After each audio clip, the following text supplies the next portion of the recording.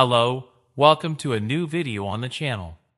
Today we're going to explore a story of career decisions, misunderstood loyalties, and how a single person can change the course of a company without raising their voice. Sometimes, in the corporate world, layoffs aren't announced with meetings or explanations. They arrive silently via email. And what happens next can surprise even those who think they have everything under control. While on my fourth assignment outside the office, I received a termination notice via email. My reaction was simply a smile. What they didn't know was that, 3 days later, 3 of their main clients would suspend their contracts, taking with them a $380 million revenue stream that, in reality, depended on my relationship with them. I was on my 4th consecutive business trip when the message arrived that changed everything. The message was cold and direct. Immediate termination. I read those words on my phone screen, and against all logic, I smiled. 72 hours later, 3 key clients froze their contracts, and $380 million left the company with me. For those reading this, you can call me Mason. I'm 31 years old, and this story doesn't lend itself to a short version. So I'd better get comfortable. The mail came in while the plane crossed the Atlantic Ocean. The flight attendant had stopped offering me the free snacks a while ago, probably because she'd seen me eat 4 bags in a row and was starting to look at me with a mixture of concern and resignation. She was traveling economy, kneeling on the seat in front of her after 10 days, 3 countries, 4 flights, and a single objective, to close a $380 million energy deal. All this while someone in accounting had decided that business class tickets weren't aligned with financial priorities. The absurdity was that Trevor Aldrich, the CEO's nephew, had flown business class the previous month for a supposed leadership conference in Scottsdale. His greatest achievement was getting sunburned and losing his laptop in a hotel pool. That's when I saw him. The email subject line read, "Notice of immediate termination." Below, an impersonal paragraph explained that my credentials had been revoked, my access to the systems was suspended, and I was not to return to any company facility. It all sounded like it had been generated by HR software devoid of any humanity.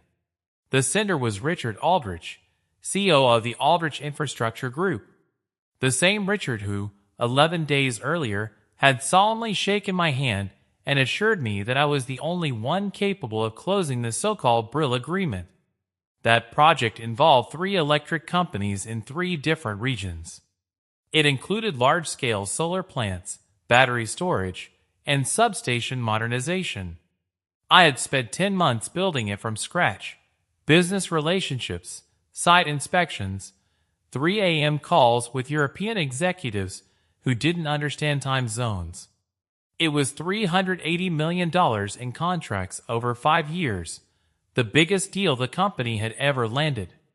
I had signed the final preliminary agreement in Brazil 8 hours earlier and shaken hands with the CEO of the other party.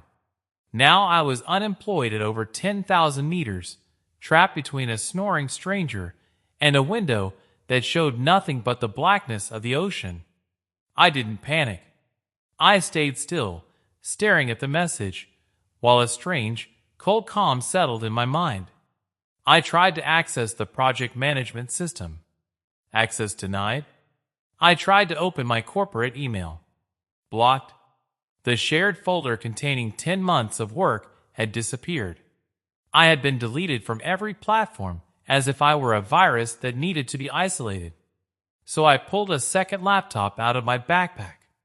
My partner, Brock, had been urging me for months to keep my personal files separate from my work files. She works in contract compliance and is the kind of person who can spot legal loopholes in seconds. 8 months ago, he had explained to me, in almost unsettling detail, how companies destroy employees when they no longer need them. If they ever try to bury you, he told me, you need clean equipment and clean hands. Everything in their systems belongs to them. Everything in your files is yours. Never mix them up.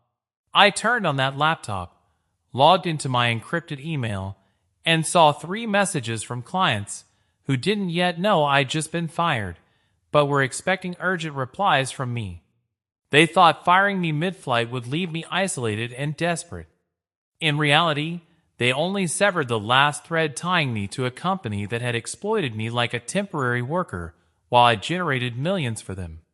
I shut down both computers, placed the worst travel pillow in the world behind my neck, and for the first time in 4 days, I managed to sleep. Now I'm going back 6 months, because that's where it all started. I began to notice patterns that didn't add up. They weren't subtle signs. They were like neon lights pointing directly at a problem.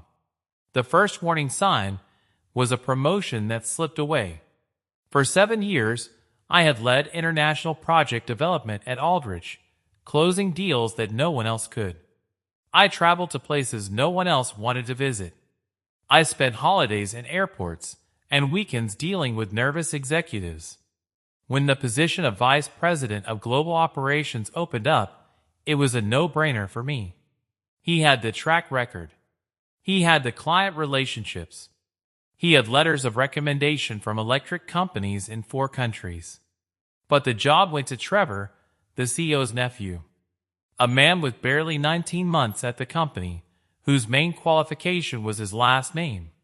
His experience consisted of an MBA from a school advertised on highways, a brief stint at a now-defunct consulting firm, and months sitting in meetings I chaired. This is where the story ceases to be a simple workplace injustice and becomes something more dangerous, a system designed to reward family names and punish those who actually produce value. I once heard him ask an executive if solar panels stored electricity for use at night. The silence was devastating. I had to step in to avoid losing a $40 million contract out of sheer embarrassment. At the naming party, Trevor approached me with a confident smile. "Mason, I'm really looking forward to working with you. My uncle says you're the best at closing deals." I congratulated him, without mentioning that closer seemed to be a lower rank than leader. The second sign was the systematic theft of credits. I spent 3 months developing a network modernization project in Nevada, which involved desert surveys, permits, technical analyses, and nearly 50 calls with the local electric company. When the contract was signed, the internal memo credited the global team under Trevor's leadership for the success. My name appeared in a footnote as technical support. I complained to my boss about it. He told me I should think about the team's success, not individual recognition. And that's when I understood exactly what my place was in that company. For a long time, I tried to convince myself that what was happening at my company was just normal corporate politics. But reality eventually prevailed in a way that was impossible to ignore. There was no team, despite what they were selling to the outside world. I did practically all the heavy lifting. Trevor had barely attended a single meeting, right at the end of the process, and his biggest contribution had been his ability to sympathize at the right moments, as if he understood what was being discussed. Even so, his name appeared in the final reports as if he had led the entire project. Over time, I realized that Trevor had perfected the art of stealing credit.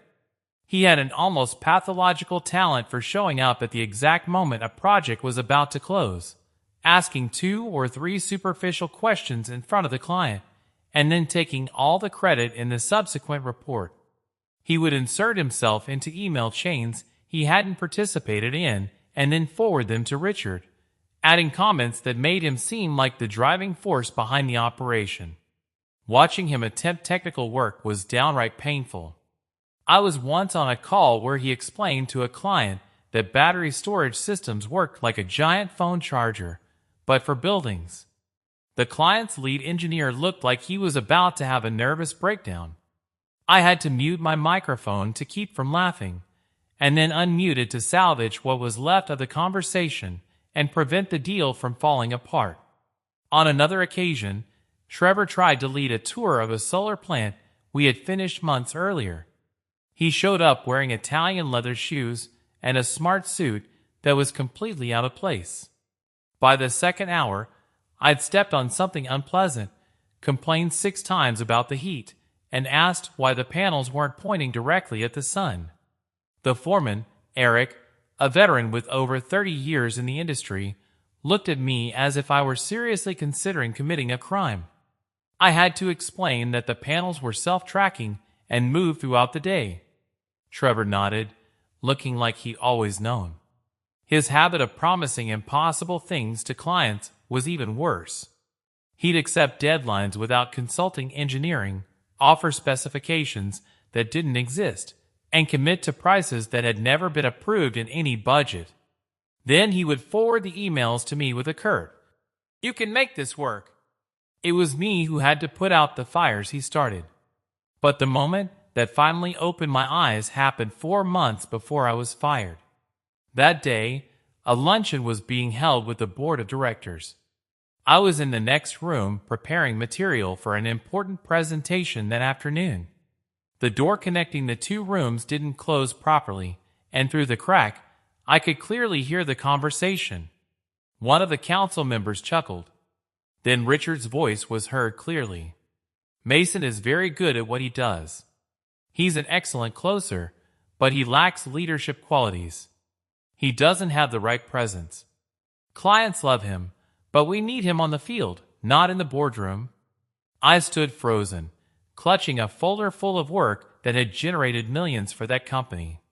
In seconds, they reduced 7 years of my career to simply being the guy who runs things. I walked back to my desk, opened a private browser window, and started researching how to set up a limited liability company. That night I told Brock everything. She listened without interrupting. When I finished, she was silent for a few seconds and then said something that pierced me like an undeniable truth. "To them, you're a tool. They'll never see you as anything more, because you're being more of a threat to those who are less." With their help, I began designing what would later become Ironwood Infrastructure. There were no investors, no announcements, no traces connecting that legal structure to Aldrich. Just a clean entity, a growing network of former colleagues who had been displaced just like me, and a clear plan. Meanwhile, I kept closing deals for Aldrich, traveling to construction sites, smiling in meetings, all the while preparing for the day I would no longer have to pretend. The Brill Agreement was meant to be my masterpiece.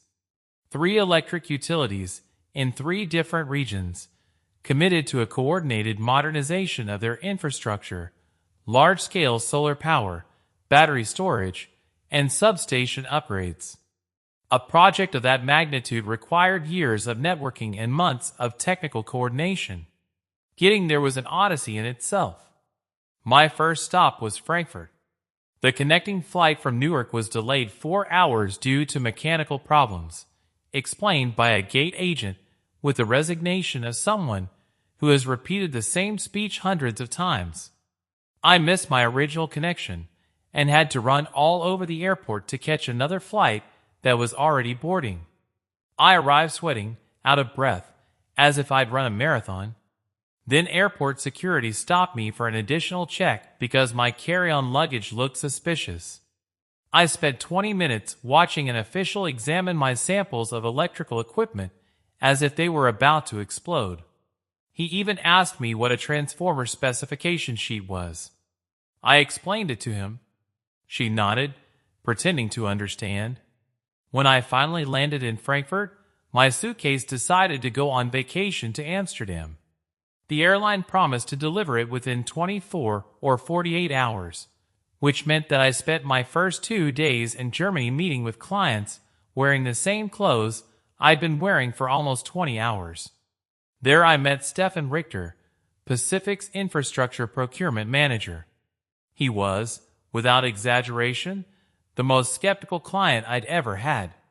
He'd been ripped off before by American contractors, missed deadlines, cost overruns, and equipment that didn't meet specifications. From the first meeting, he made it clear that he didn't trust promises, only results. I spent 4 days touring facilities that hardly any executive visits. I went into electrical substations in what felt like a personal downpour. I reviewed transformer datasheets with their engineering team until my eyes burned. And, incidentally, I expanded my German vocabulary by learning over 300 technical words I'd never use in a normal conversation. But all of that was part of the plan, because I wasn't working for them anymore. I was building something of my own.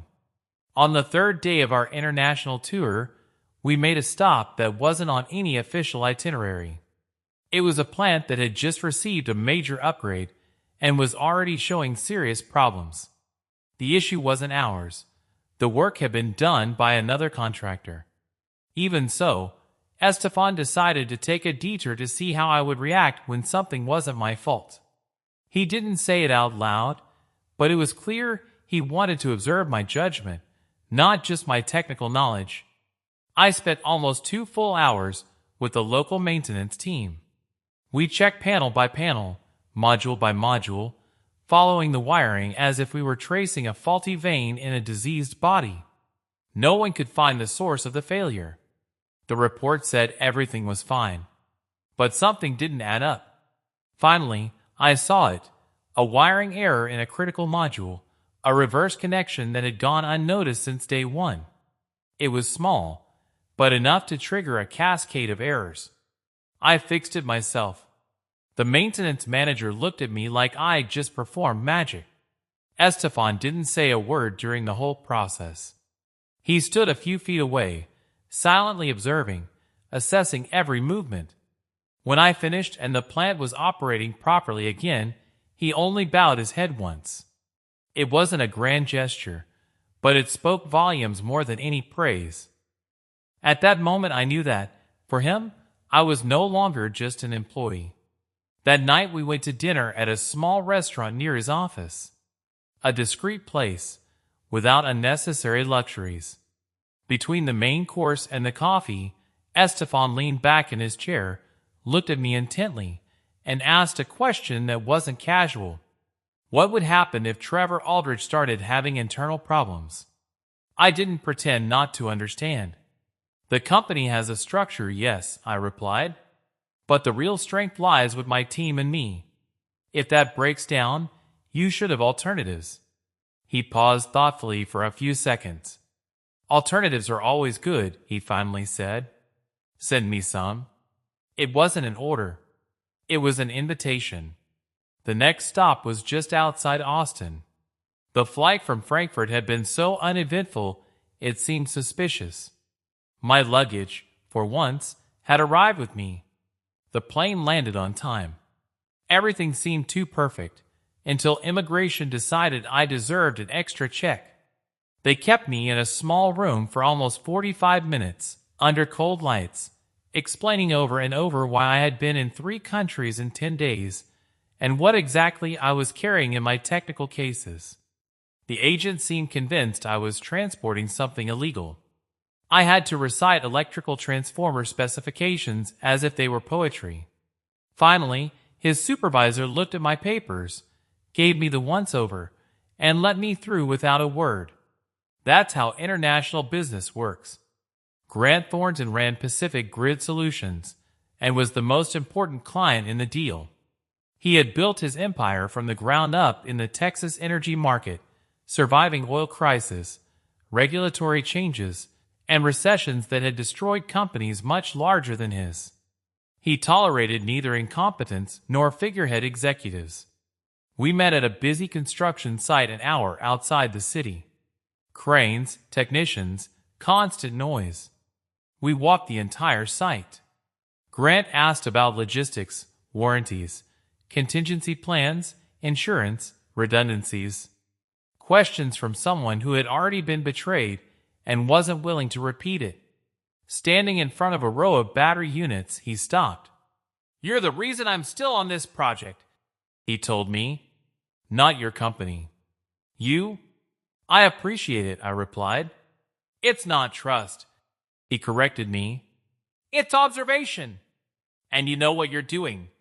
I mentioned that I was always looking to reduce costs and improve turnaround times for clients who valued real results. Are you thinking about starting your own business? He asked. I like to keep my options open. Do it, he said. Let me know. Sao Paulo was the third stop. My visa had a misprinted date, which led to half an hour of arguments in a chaotic mix of Portuguese and English. They finally let me through without explanation. Alejandro was in charge of Verde Energia. She lived at a brutal pace. For meetings, a visit to a solar plant 2 hours away, and an executive dinner past midnight. The inspection was exhausting. My boots were lost somewhere in the airport, and my shoes weren't suitable for that terrain. Even so, Alejandro was satisfied. You're the deal, Mason, he told me. If you ever work for yourself, give me a call. 3 cities, 3 clients, 3 open doors. I returned home with the feeling of carrying something invisible, heavy, and dangerous, like a loaded weapon. 2 days before the trip, my brother Dylan had called me. In hindsight, all the alarm bells were ringing. He was always the favorite, the charmer, the one who never paid for his mistakes. Our parents protected him. I was the one in charge. That's why, when he asked me for coffee, I should have been suspicious. He arrived late, dressed like someone successful. It started normally. Then came the questions. Is the company doing well? Do you know Trevor Aldrich? Are you thinking of going freelance? I shouldn't have answered. 2 weeks later, with a termination notice in front of me, it all clicked. And bro figured it out before I did. Lauren had gotten a copy of my severance papers barely an hour after I received the termination notice. He sat down in front of the screen with the same concentration he used when reviewing complex contracts. He flipped through page after page with surgical speed until he suddenly stopped.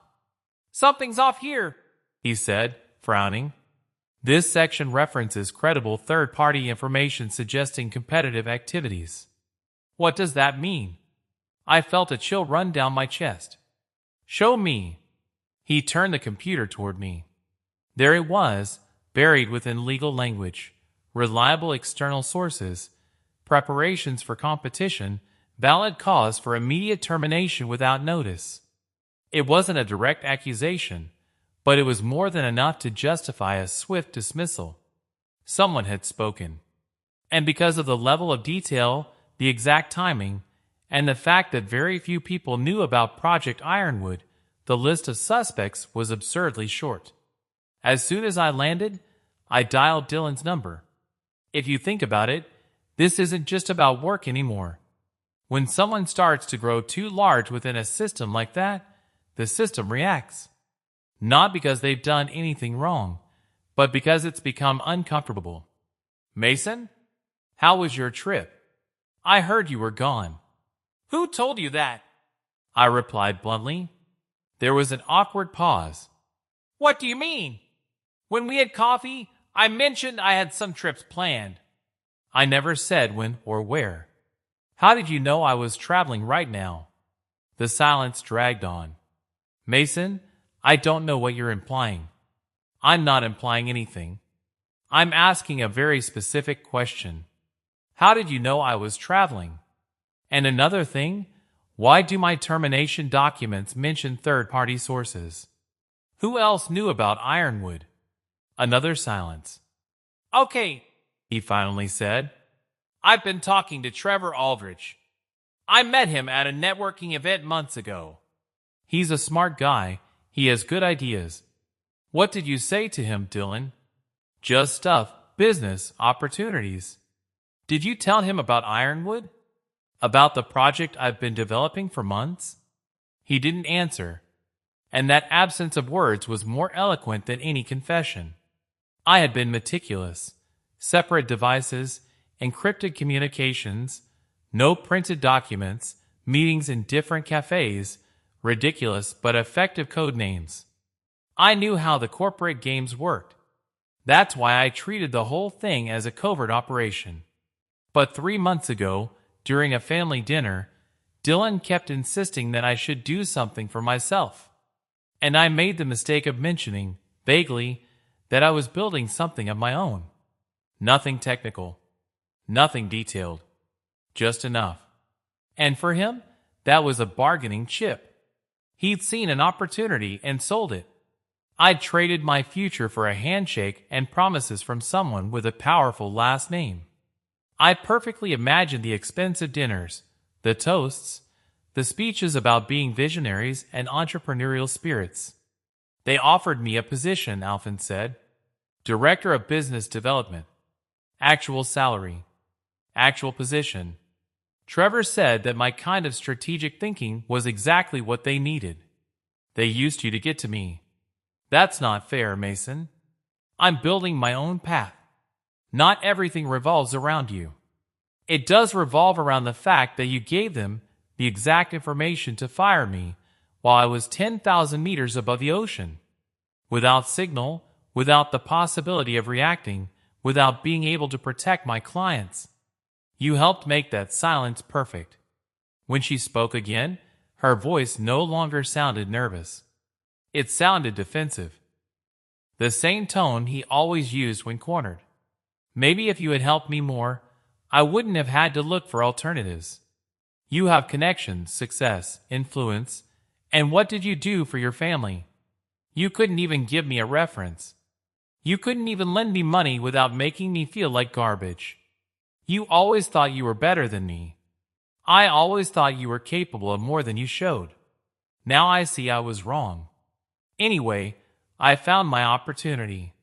If that bothers you, I'm sorry. I hung up. That night, Brooke and I sat in her apartment piecing it all together.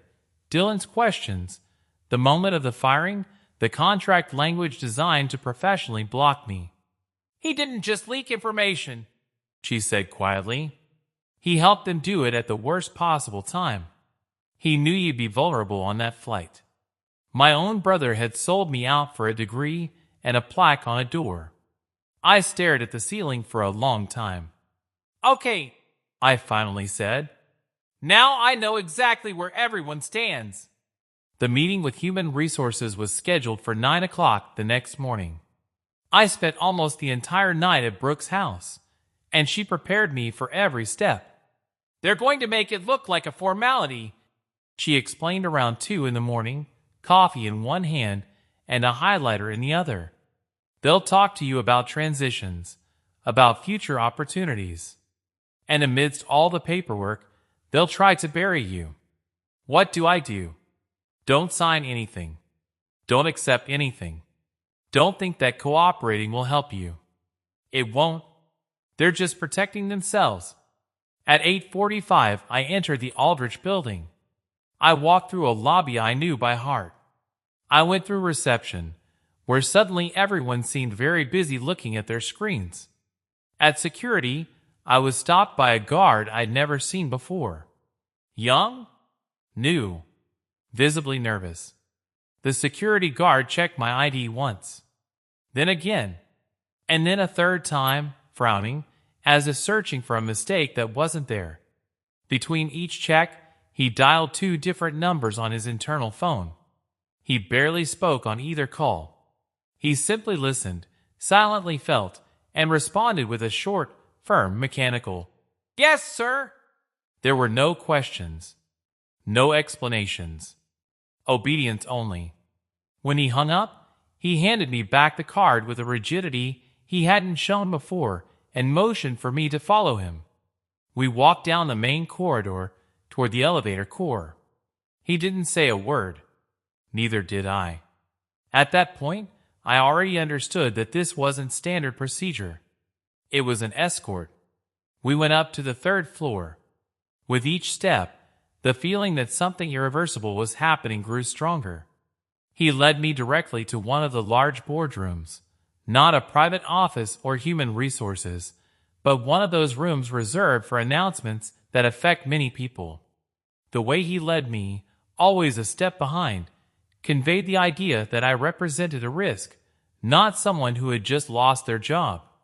As we walked down the corridor, we passed what had been my office for 7 years. For almost a decade, that space had been the center of my work, projects, contracts, and video calls with clients across 3 different time zones. Now it was empty. Completely empty. There were no papers, no folders, no personal photographs. Not even the phone charger he always left plugged in behind the monitor. Everything had been removed with surgical efficiency. In less than 24 hours, they had erased any trace of my existence there. The only thing left was a company mug with a logo, one of those they give out at internal events that I never liked. It lay forgotten in a corner of the desk, like worthless trash. That image summed it all up. I was already disposable. This is what hurts the most about a betrayal like this. It doesn't come from an enemy. It comes from someone who knew exactly where to strike. When I entered the conference room, I understood immediately. This wasn't a conversation or a negotiation. It was a clean, cold, administrative operation with no room for error. There were 4 people sitting on the other side of the table. Melissa, the human resources director, with whom I'd had years of proper, even cordial, professional exchanges, now observed me with a completely neutral expression, as if I were a stranger who had wandered in by mistake. Beside her stood an external lawyer, one of those who never smiles, and whose career consists of evicting families, closing businesses, and signing agreements without a second thought. Further on, a representative from the risk department was taking notes without looking up from his blog, as if I were just another statistic. And presiding over the table, with a thick folder in front of him, was Trevor, with that smile designed to provoke irritation, not sympathy. They didn't offer me a seat. They didn't need to. Melissa began to read. My position had been eliminated. Internal restructuring. The company thanked me for my years of service and my contribution to strategic projects. The phrases were impersonal, rehearsed, crafted by lawyers and consultants. None of them truly reflected me. Then came the figure, compensation equivalent to 3 months' salary. At first glance, it sounded reasonable, generous even. But in these processes, money is never the real price. The price is what you lose afterward.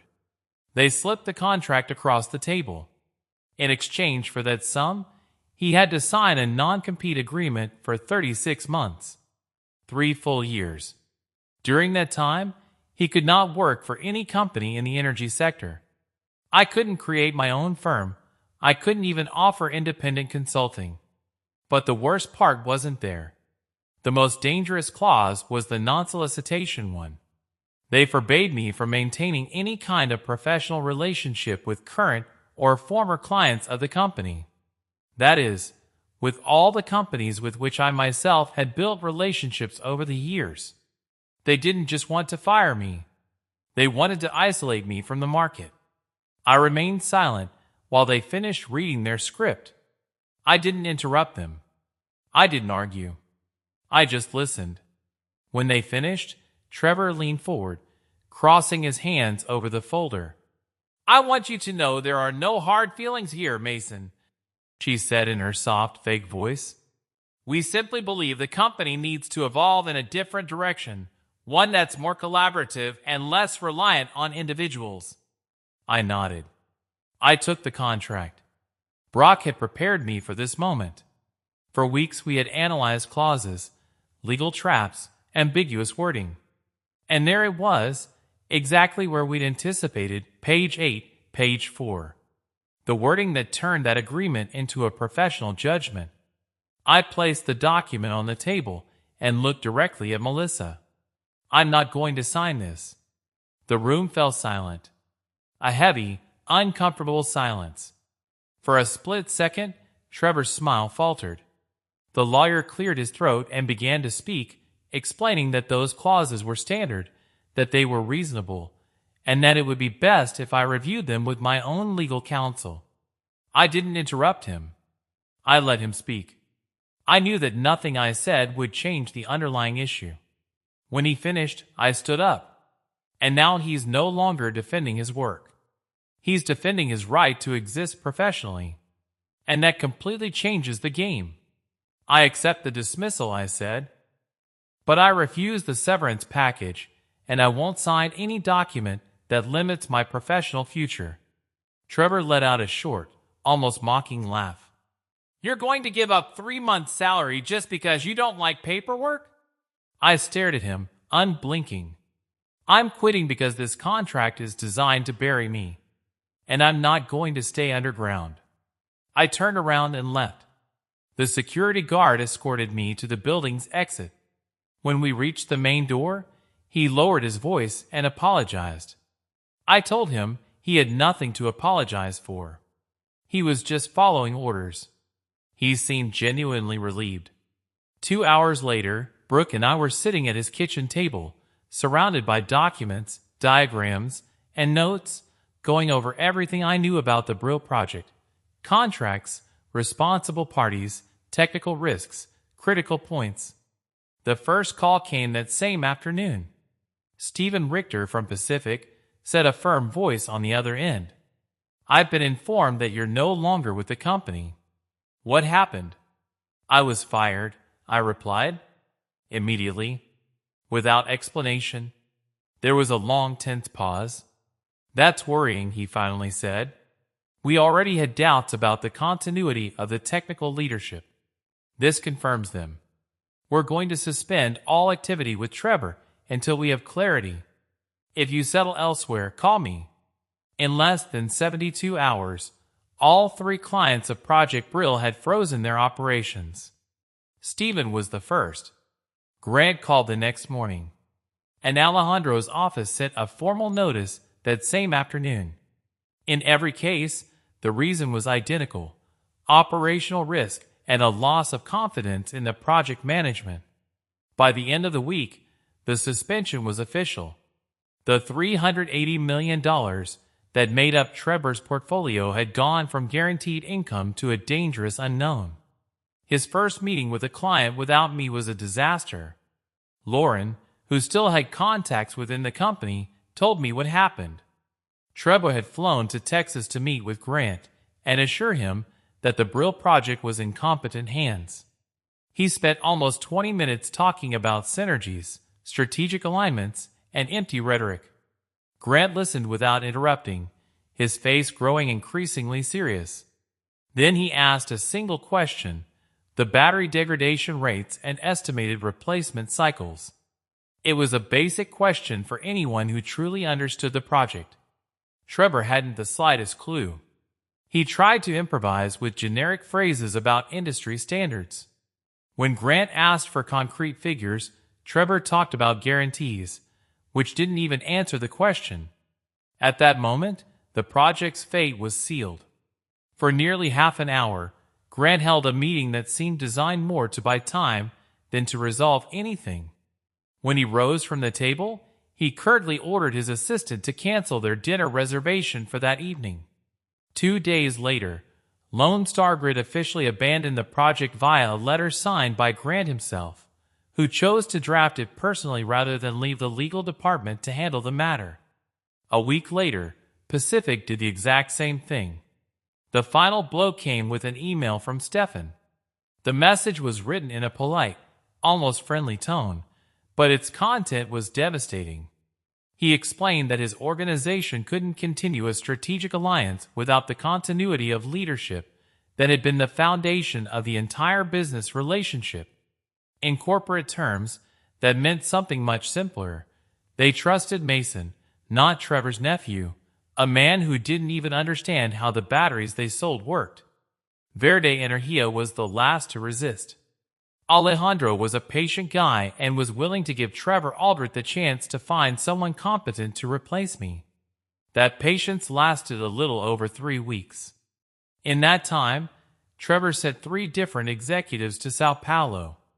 None of them spoke Portuguese, none of them understood Brazilian regulations, and none of them had ever set foot on a real construction site. The third one even got lost on the way to the airport and ended up missing a key meeting. That same night, Alejandro called me directly. I want to work with you, he told me bluntly. Whatever company you build, I'll be there for it. In less than 72 hours, Ironwood Infrastructure went from being a backup plan to actively operating. At this point, it's no longer a personal fight. It's the market speaking. And the market is brutally honest when someone doesn't know what they're doing. Brock was responsible for finalizing all the compliance documentation. Lauren, a former colleague who had been ousted from Aldrich 2 years earlier for reporting dangerous shortcuts, took over as director of operations. Tyler, an engineer with whom she had worked on more than a dozen projects, was in charge of the technical specifications. We didn't have fancy offices. We operated out of a rented space in an industrial park that constantly smelled of the auto repair shop next door. But we did have what mattered: insurance, surety bond capacity, regulatory compliance in 3 jurisdictions, and strong relationships with every key customer and supplier in the industry. I sent proposals to Brill's 3 former clients. The project scope was the same, but with a more streamlined structure, direct responsibilities, and no unnecessary intermediaries. All 3 signed on within 3 weeks. $380 million in contracts flowed out of Aldrich and ended with me. During that time, Richard Aldrich tried to contact me twice. He left voicemails that began with anger and ended with near-desperate confusion. I couldn't understand how 3 clients who were ready to sign had vanished overnight. Nor could I understand how his nephew, whom he had introduced as the future of the company, had destroyed more value in a single month than many employees create in an entire career. I never returned his calls. The most satisfying part was watching the promises crumble. Dylan's position as Director of Business Development disappeared about 6 weeks after Brill collapsed, when Aldrich began cutting costs to avoid going under completely. He was left without a job title, with little more than a handshake from a company in freefall, and a cousin who had already started blaming everyone but himself. He wrote to me twice asking for help. I didn't reply. 6 months later, I walked into Ironwood Infrastructure's new office for the first time as someone who actually owned the company. The boardroom contained a table bought secondhand from a bankrupt company, surrounded by mismatched chairs. Near the entrance hung a simple metal sign, Ironwood Infrastructure, founded by Mason Mercer. I stared longer than I should have. 7 years in Aldrich, and my name had never appeared on anything that mattered. Now it was literally on the wall of the building. The Brill project was progressing at full speed. Pacific had already begun 2 substation upgrades. Lonier's first solar installation was ahead of schedule. Verde had extended his contract twice since signing it. The total value among the 3 clients was projected at approximately $420 million over 5 years. Richard was removed as CEO about 4 months after the collapse. The board talked about strategic differences, which in corporate terms means you lost $380 million and your nephew made us look incompetent.